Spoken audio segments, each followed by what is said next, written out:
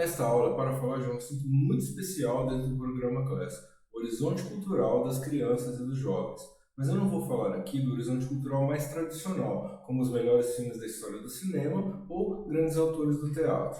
Meus intuitos são falar e fazer pensar sobre referências culturais que nossos alunos e nossas alunas amam e com os quais têm contato cotidiano. Eu sei que eu já apontei isso, mas é preciso reforçar e também dar alguns exemplos. E, além de dar exemplos, é preciso de novo dizer e pontuar que esses referenciais, como games, jogos de tabuleiro, animes, mangás, séries, filmes, desenhos animados, histórias em quadrinhos, são instrumentos de formação das crianças e dos jovens. Claro que essas referências também foram importantes para nós, e com certeza você se lembra de alguma obra que teve algum impacto especial na sua vida. Eu, por exemplo, quando estava no início da adolescência, conheci o anime A Princesa e o Cavaleiro, que era baseado no mangá de Osamu Tezuka, que é mais ou menos um Walt Disney dos animes e dos mangás. Na época, eu amava A Princesa e o Cavaleiro por razões quase totalmente emocionais e subjetivas. As histórias eram muito boas e a personagem principal era muito marcante, mas tinha algo mais, que eu não sabia dizer o que era e que só pude entender e nomear anos depois. A Princesa e o Cavaleiro conta a história de Safire, uma menina que é criada como um menino, porque o pai dela, o rei da Terra de Prata, precisava de um herdeiro, de um príncipe, para manter o reinado da família. As mulheres eram impedidas de assumir o trono. Por conta disso, Safire é criada como um menino e poucas pessoas de confiança sabem a verdade. Claro que, como em muitas histórias, há vilões e esses procuram desmascarar Safire ou até mesmo matá-la. E ela luta o tempo todo contra esses vilões de forma bastante inteligente, habilidosa e heróica. Na época, com meus 11 ou 12 anos, eu não podia entender com mais razão e pensamento as origens do meu amor pela Princesa e o Cavaleiro, mas muitos anos depois, dando aulas e preparando conteúdos, fui entender e nomear o porquê.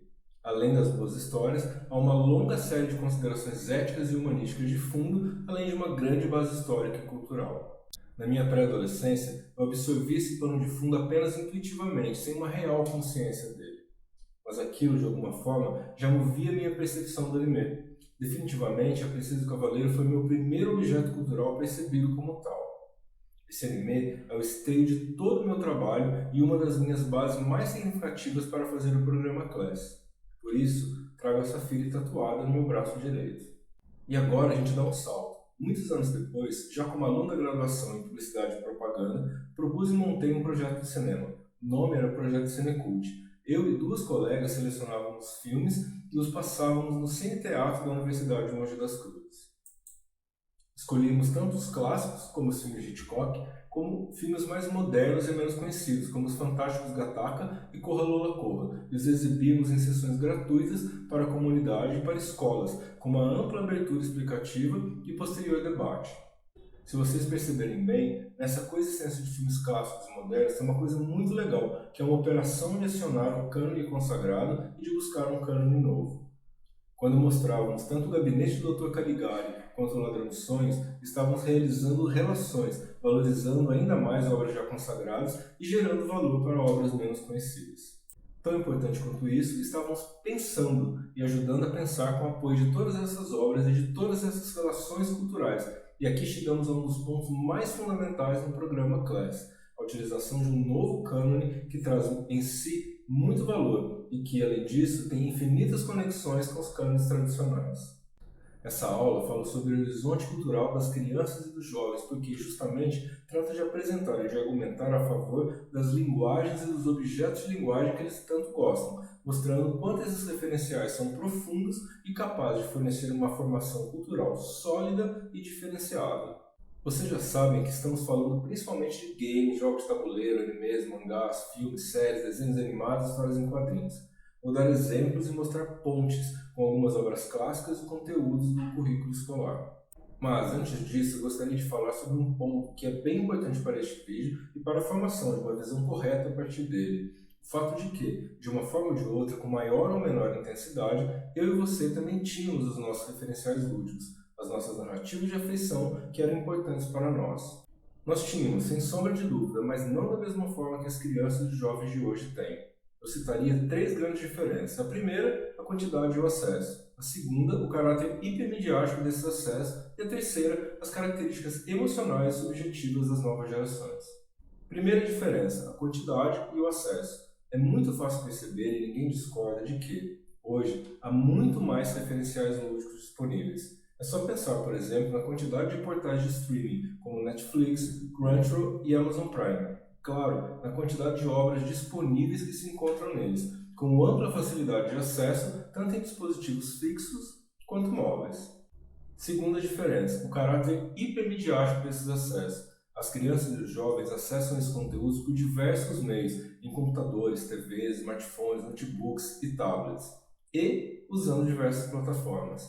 Na cabeça deles, literal e simbolicamente, todos esses portais e universos estão em interação, em uma rede de relações simbólicas que cria uma multiplicidade de pontos de conexão. Essa multiplicidade de pontos de conexão é a essência da hipermídia, a forma de funcionamento da internet e da web. Mas não é só isso. Essa multiplicidade também é a forma de funcionamento da cultura e do cérebro. Perceberam a importância disso? Hoje, o acesso às plataformas e aos referenciais lúdicos pelas novas gerações tem um caráter de uma metacognição, ou seja, de um pensar sobre as relações, sobre as linguagens e sobre o próprio pensamento, numa rede de conexões culturais e de inteligência. Isso é muito importante e, por isso, teremos uma aula específica sobre esse tópico. Terceira diferença, as características emocionais e subjetivas das novas gerações. Dentro dessas relações todas que foram apresentadas até aqui, e principalmente nos pontos 1 e 2, é facilmente percebível por qualquer educador que as crianças e os jovens de hoje são mais emocionais, mais intuitivos e mais subjetivos, mesmo aqueles que, por exemplo, têm inclinação para a área das ciências exatas. Essa emocionalidade, essa subjetividade toda se formam e se apoiam muito nos nossos tão falados referenciais lúdicos. Por isso, é tão importante que professores os conheçam e usem nas atividades escolares. Claro que eu sei que é muita coisa, muitos referenciais para conhecer e que isso demanda muitas horas de pesquisa e dedicação. Mas é justamente por isso que o programa CLES existe, para te entregar todo o caminho e listas selecionadas de referências e de metodologias para agregar esses conteúdos lúdicos aos bons trabalhos que você já realiza. Então, vamos lá. Primeira dica de ouro: escute o que as crianças e os jovens falam e seja aberto aos referenciais que trazem. Ouvir com atenção me permitiu, em 2019, ouvir de orelhada que alguns alunos do sétimo ano estavam ouvindo muito uma música que falava sobre suicídio. Como o tema era muito pesado, acabei reunindo os meninos e as meninas e conversando sobre, para felizmente descobrir que eles admiravam a canção por conta da história de superação pessoal e a história pessoal do artista que a letra expressava. Claro que depois disso, continuei atento por um tempo. Dica de ouro 2. Peça aos alunos que te indiquem coisas, como um anime, um game, um desenho animado ou um livro. Esse game, Gris, foi indicação da filha de um amigo. É um game belíssimo que é sobre o vivenciar de emoções. Na verdade, é sobre o luto, mas a forma como as emoções são tramadas na jogabilidade de maneira muito sensível e delicada faz com que possamos vivenciar emoções e pensar sobre elas. Gris é um game belíssimo e instigante e pode ser relacionado, por exemplo, com o anime Kujiro no Kora, disponível na Netflix, cujo tema é a existência das emoções e sua validade. Esse game foi tão importante para mim que eu escrevi um capítulo no livro da PUC só sobre ele. É de graça e basta clicar no link que eu deixo nas informações da aula para baixar. Uma aluna de ensino médio me indicou esse desenho animado, a belíssima nova versão do clássico She-Ra. A história original foi muito aprofundada e ampliada, com uma série de relações construídas que permitem discutir muitas coisas, desde o empoderamento até a questão dos gêneros, dando só poucos exemplos. E isso em episódios curtos de cerca de 25 minutos de duração cada. Já a série de livros Jogos Vorazes, de Suzanne Collins, permite discutir questões sobre controle social, ditadura e liberdade, com pontes claras com o clássico 1984 de George Orwell e com o contundente livro Conto da Aia, de Margaret Atwood, que recebeu adaptação em série. Mas cuidado, porque a série é pesadíssima, por isso eu recomendo seu uso apenas no ensino médio. Este belíssimo e contundente Moxie me foi indicado pela vendedora de livros da Martins Fontes Paulista. É um libelo feminista muito bem escrito que tem o subtítulo Quando as Garotas Vão à Luta e que tem uma epígrafe que me fez comprá-lo. Vou ler a epígrafe para vocês. Para todas as adolescentes que lutam pela causa. E para o meu professor de Conhecimentos Gerais no ensino médio por ter me chamado de feminazi na frente de toda a sala. Você me ofendeu, mas também despertou meu interesse pelo feminismo. Então, na verdade, foi você quem virou piada. A vingança é um prato que se come frio, seu babaca.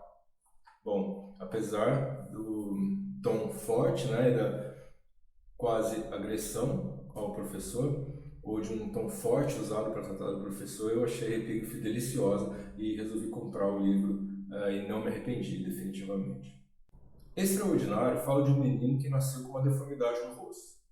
Tem um belo filme que faz a adaptação do livro, obras que permitem, por exemplo, abordar a rejeição diferente, como eu fiz neste e-book Reescola, e como se faz também neste lindo livro infantil que eu já usei até em aulas de pós-graduação, Os Chifres de Filomena, obra de David Small, que conta a história de uma menina que, um belo dia, amanhece com chifres de alce na cabeça. Viram quanta coisa e quanto potencial? As possibilidades pedagógicas desse tipo de conteúdo são literalmente infinitas. Com esses materiais e com o apoio do programa CLES e da metodologia Ilha Agregada, com certeza você poderá montar aulas e atividades escolares de qualquer tipo, trazendo para seus alunos discussões profundas e relevantes com apoio de referenciais que eles conhecem e amam profundamente.